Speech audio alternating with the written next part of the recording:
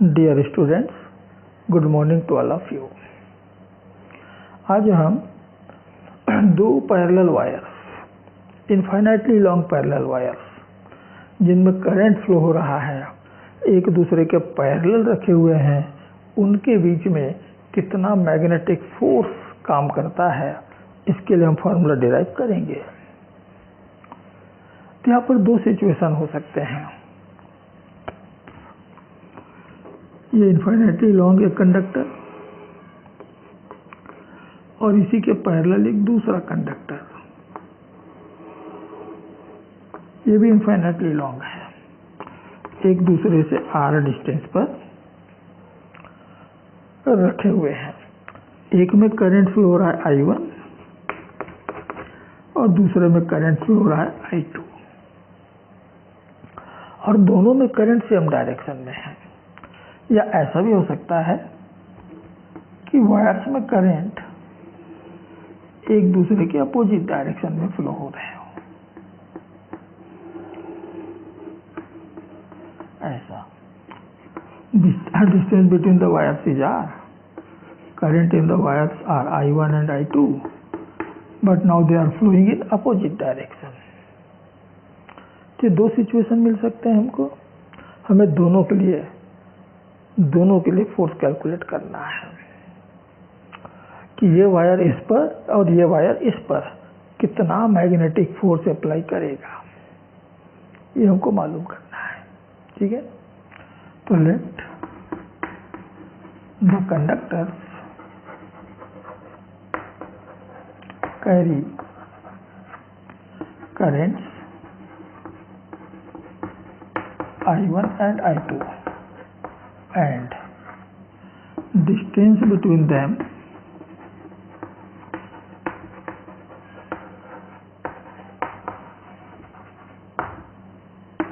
is r। ये मान लिया। तब होगा क्या कि पहला वायर दूसरे की लोकेशन पर, दूसरा वायर पहले की लोकेशन पर, दोनों में करंट है, तो दोनों एक दूसरे की लोकेशन पर मैग्नेटिक फील्ड बनाएंगे। यानी I1 जो है वो दूसरे वायर की लोकेशन पर और I2 जो है वो पहले वायर की लोकेशन पर मैग्नेटिक फील्ड बनाएंगे। और वो मैग्नेटिक फील्ड जो इसने बनाया, यहाँ I1 ने जो मैग्नेटिक फील्ड यहाँ बनाया I2 वाले पोजीशन पर, वो क्या करेगा, इस वायर के ऊपर फोर्स अप्लाई करेगा। और वैसे इसने जो मैग्नेटिक फील्ड यहाँ बना रखा है, वो मैग्नेटिक फील्ड इस वायर पर फोर्स अप्लाई करेगा, वो यहाँ पर भी होगा। ये करंट यहाँ मैग्नेटिक फील्ड बनाएगा, ये करंट इधर मैग्नेटिक फील्ड बनाएगा, और ये मैग्नेटिक फील्ड जो बने वो दोनों वायर के ऊपर फोर्स अप्लाई करेंगे। ठीक है, तो magnetic field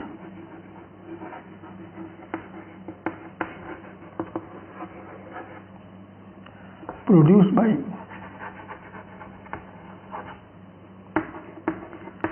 the current I1 at the location of second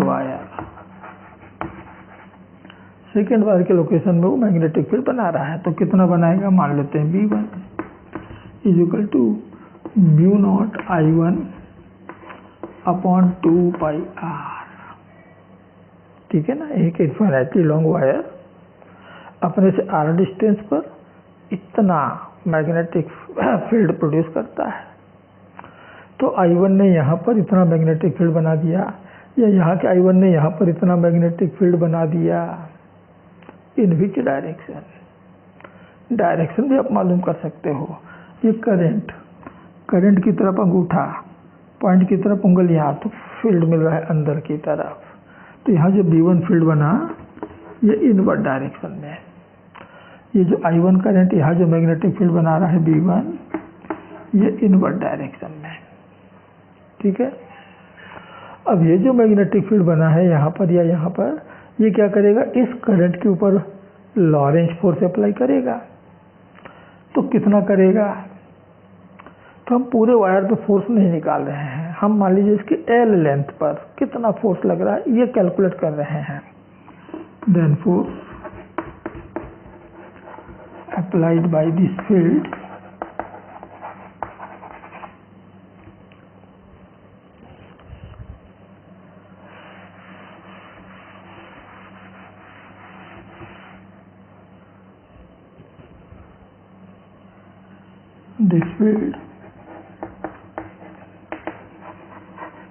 on L length of the secant wire।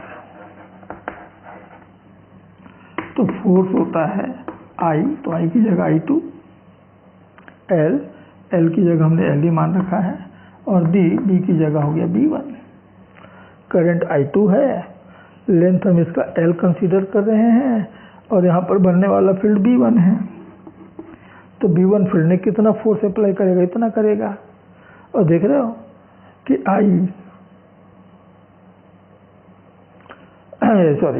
L length और मैग्नेटिक फील्ड एक दूसरे के परपेंडिकुलर है।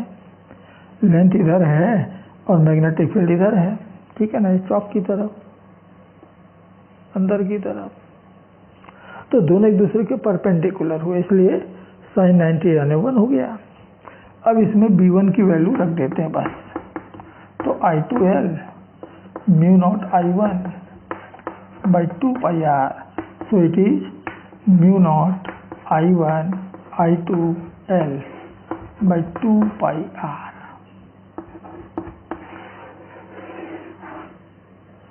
ऐसे ही, बिल्कुल ऐसे ही आप दूसरे वायर में जो करंट फ्लो हो रही है, उसने पहले वायर के लोकेशन में कितना मैग्नेटिक फील्ड प्रोड्यूस किया है ये मालूम कर सकते हो, कैलकुलेट कर सकते हो, और उस फील्ड का फोर्स कितना लगेगा निकाल सकते हो। आपको इतना ही मिलेगा, इतना ही मिलेगा। Means it is a mutual force. एक वायर दूसरे वायर के ऊपर इतना फोर्स अप्लाई करता है, पहले ने दूसरे पर और दूसरे ने पहले पर सेम फोर्स अप्लाई करेगा। तो it is a mutual force, यानी दोनों एक दूसरे पे अप्लाई करते हैं। हाँ, कभी कभी L लेंथ पर नहीं भाई, यूनिट लेंथ पे निकाल लीजिए, ऐसा बोल देते हैं, यूनिट लेंथ पे। तो फिर 2 यूनिट पे कितना लगेगा वहाँ से हम निकाल सकते हैं, 10 यूनिट पे कितना लगेगा हम वहाँ से कैलकुलेट कर सकते हैं। तो इतना न्यूटन का फोर्स किस पे लगा, L लेंथ पर। तो force applied on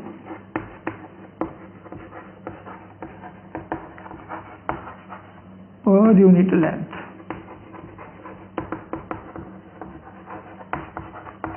of a wire F is equal to mu not I1 I2 by 2 pi r। L की जगह 1 रख दिया, L की जगह 1 रख दिया, या यूँ कहूँ हमने L से डिवाइड कर दिया, और L से डिवाइड कर दिया, इसलिए इसका यूनिट क्या बनेगा, न्यूटन पर मीटर। ये न्यूटन में आएगा, लेकिन ये न्यूटन पर मीटर में, ठीक। अब जरा right hand palm rule number 2 या फ्लेमिंग्स लेफ्ट हैंड रूल में से कोई एक यूज करते हुए यहाँ पर वो फोर्स किस डायरेक्शन में होंगे और यहाँ पर वो फोर्स किस डायरेक्शन में होंगे ये मालूम करते हैं।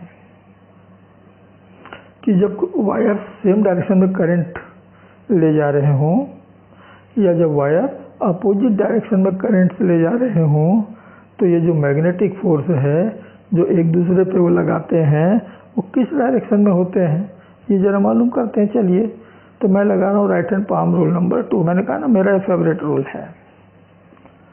तो पहले तो B1 की डायरेक्शन निकालूंगा, ठीक है। इस किसने प्रोड्यूस किया, इसने प्रोड्यूस किया है, इस करंट ने यह मैग्नेटिक फील्ड प्रोड्यूस किया हुआ है। तो इस करंट के कारण ये मैग्नेटिक फील्ड बना है। तो मेरा थंब होगा करंट की डायरेक्शन में। चलिए, हो गया। तो किधर मतलब इनवर्ड मैंने लिखा ही हुआ है, इनवर्ड डायरेक्शन में है ये। अब ये जो इनवर्ड मैग्नेटिक फील्ड है, इस करंट के ऊपर किस डायरेक्शन में फोर्स लगाएगा। तो again apply the right hand palm rule number 2। पहले में क्या लगाया, right hand palm rule number 1। अब लगा रहे हैं right hand palm rule number 2 for determination of direction of force. तो B की तरफ आपकी उंगलियां हो गई, करंट की तरफ अंगूठा हो गया। तो नॉर्मल बता रहा है फोर्स की डायरेक्शन, तो नॉर्मल इस तरफ आ रहा है। राइट। ओके, अब देखें कि ये जो करंट है वो यहाँ जो मैग्नेटिक फील्ड बनाएगा वो किस तरफ बनाएगा, तो करंट की तरफ अंगूठा रखा, पॉइंट की तरफ उंगलियां रखा, तो नॉर्मल तो हमारी तरफ आ रहा है।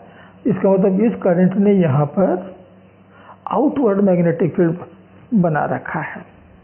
कितना बनाया, मान लो B2, तो यहाँ जो B2 मिलेगा वो आउटवर्ड होगा। आउटवर्ड को हम डॉट से दिखाते हैं। ठीक, अब ये जो फील्ड है उस करंट के ऊपर, उस करंट कैरिंग वायर के ऊपर मैग्नेटिक फोर्स लगाएगा। तो फिर से वही रूल अप्लाई करो, नंबर 2, तो रखेंगे अंगूठा करंट की तरफ, किधर जा रहे हैं, ऊपर। उंगलियां रखेंगे फील्ड की तरफ, तो फील्ड किधर जा रहे हैं, आपकी तरफ। ये तो नॉर्मल किधर आएगा, हथेली का नॉर्मल किधर आएगा, इस तरफ। यानी इस पे जो फोर्स लगेगा वो लेफ्ट की तरफ लगेगा, तो इधर फोर्स लगेगा। Means the wires attract each other. When the wires carry current in the same direction, due to magnetic force, they attract each other. वो एक दूसरे को अट्रैक्ट करते हैं। बिल्कुल ऐसे ही यहाँ आप फोर्स की डायरेक्शन निकाल सकते हो। करंट I1 ने जो मैग्नेटिक फील्ड प्रोड्यूस किया यहाँ पर, वो तो है इनवर्ड डायरेक्शन में, क्रॉस की तरफ। अब ये फील्ड इस करंट कैरिंग वायर पर किधर फोर्स अप्लाई करेगा, अंगूठा हो गया करंट की तरफ, उंगलियां हो गया B की तरफ, तो फोर्स लग रहा है नॉर्मल की तरफ, यानी उस तरफ। और वैसे ही ये जो करंट है वो यहाँ पर किस डायरेक्शन में मैग्नेटिक फील्ड बनाएगा, तो देखो ये करंट की तरफ अंगूठा, दूसरे वायर की तरफ उंगलियां, तो नॉर्मल जा रहा है अंदर की तरफ। तो यहाँ जो फील्ड प्रोड्यूस किया इसने, I2 ने, यहाँ जो फील्ड प्रोड्यूस किया B2, ये तो भाई इनवर्ट होगा, वही अंदर की तरफ ही होगा। और ये जो इनवर्ट फील्ड है, अब उंगलियां रखेंगे इनवर्ट यानी अंदर की तरफ, अंगूठा रखेंगे करंट की तरफ, तो नॉर्मल आ रहा है इस तरफ, नॉर्मल आ रहा है इस तरफ, तो फोर्स लग गया इस तरफ। So when the wire carry current in opposite direction due to magnetic force, they repel each other. वो एक दूसरे को रिपेल करेंगे।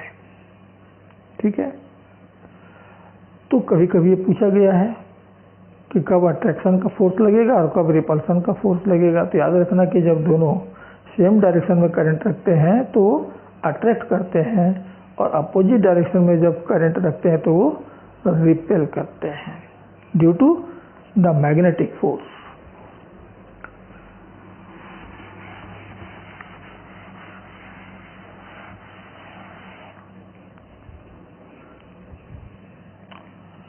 तो इसको यहीं पर नोट कर लेना। When wires carry currents in the same direction,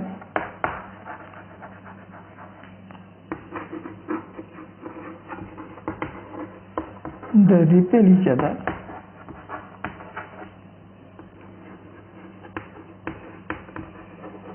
Sorry, they attract each other.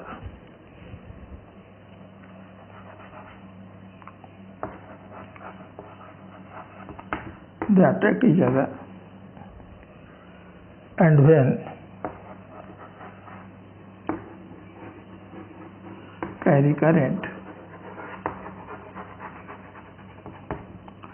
in opposite direction,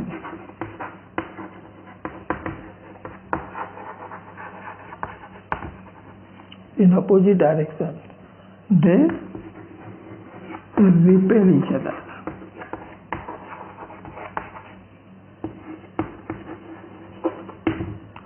तो एक दूसरे को रिपेल करते हैं। ठीक, लेकिन मान लीजिए एक स्पेशल केस, एक स्पेशल केस,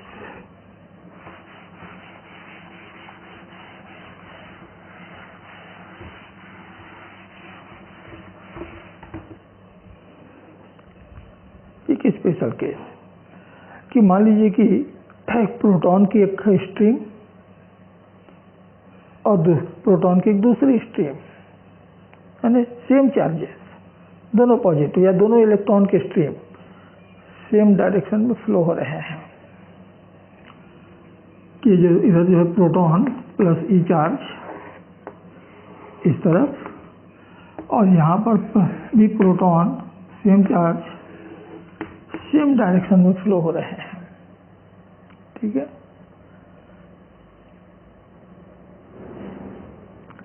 सेम डायरेक्शन में फ्लो हो रहे हैं। ये भी प्रोटॉन है और इधर भी प्रोटॉन भी है। ऐसे इलेक्ट्रॉन भी हो सकते हैं कि इलेक्ट्रॉन फ्लो हो रहे हैं सेम डायरेक्शन में। तो ये दोनों क्या करेंगे, एक दूसरे को रिपेल कि एक दूसरे को अट्रैक्ट। तो मूविंग प्रोटॉन्स यानी मूविंग पार्टिकल्स क्रिएट करंट्स, तो ये करंट बनाएंगे, और जब करंट बनेगा तो मैग्नेटिक फोर्स भी प्रोड्यूस होगा। तो मैग्नेटिक फोर्स कितना होगा, तो इन दोनों के ऊपर मैग्नेटिक फोर्स होगा Fb mu naught by 4 pi Q1 Q2 upon V1 V2, इतना। ठीक है, इतना फोर्स वहां पर क्रिएट होता है।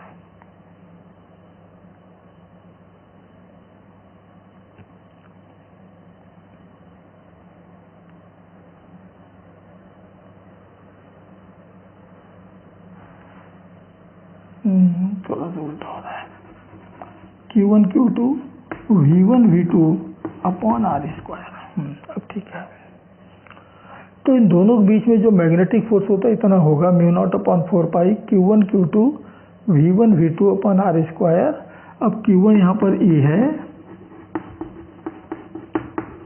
Q2 भी यहाँ पर E है, ये V1 V2 मान लीजिए, इसकी वेलोसिटी V1, इसकी velocity V2 by R square.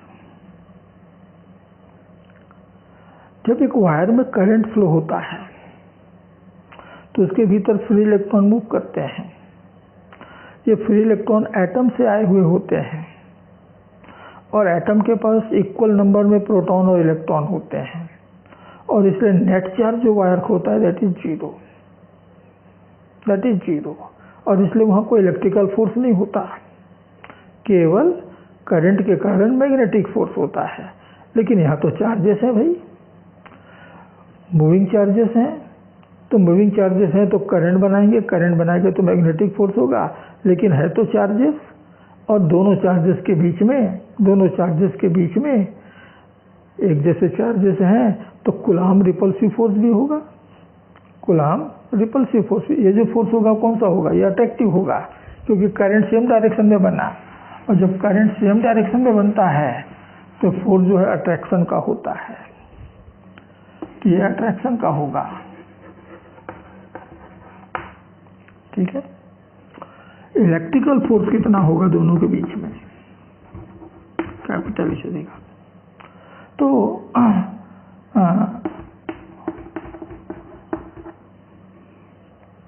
Coulomb's law कहता है 1/4 pi epsilon not E into E by R square, इतना मिलेगा। और ये क्या होगा, it is the repulsive force, ये रिपल्सिव फोर्स होगा। ठीक है, दोनों का जरा रेशियो निकालते हैं।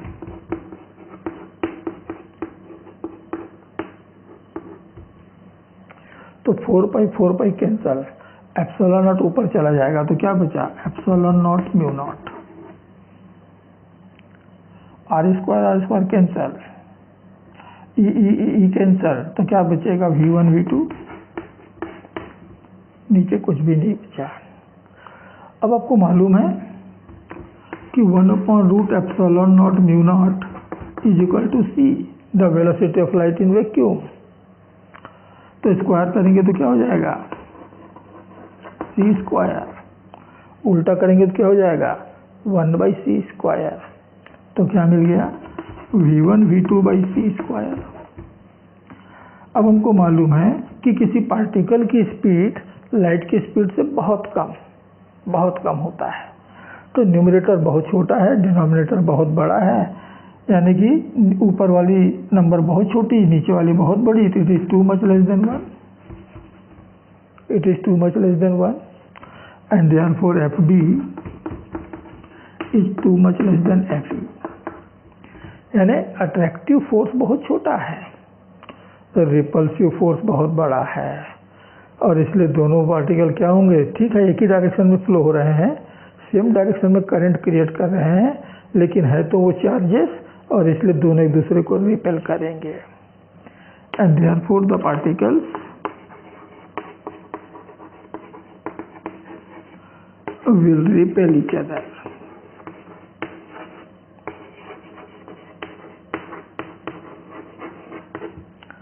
ये पार्टिकल एक दूसरे को रिपेल करते हैं, ठीक है ना। तो ये आपका कॉम्पिटिटिव एग्जाम से पूछा जा सकता है। तो वहाँ पर ये मत देखना कि करंट बनी सेम डायरेक्शन में बना तो अट्रैक्ट होगा इतने फोर्स से अट्रैक्ट होगा, लेकिन इतने फोर्स से रिपेल भी होगा। और फिर हम दोनों को कंपेयर करते थे, बहुत बड़ा है ये बहुत छोटा है, और इसलिए एक्चुअल में दोनों क्या करेंगे, रिपेल करेंगे, न कि अट्रैक्ट करेंगे, ठीक है। तो बच्चों ये था force between two parallel current carrying wires. सारे कंसेप्ट आपको क्लियर हो गए होंगे। फिर भी यदि कोई डाउट हो, कोई परेशानी हो तो मुझसे कांटेक्ट कर लेना। तो नेक्स्ट वीडियो तक के लिए आप सबसे मैं विदा लेता हूँ। नमस्कार, जय हिंद।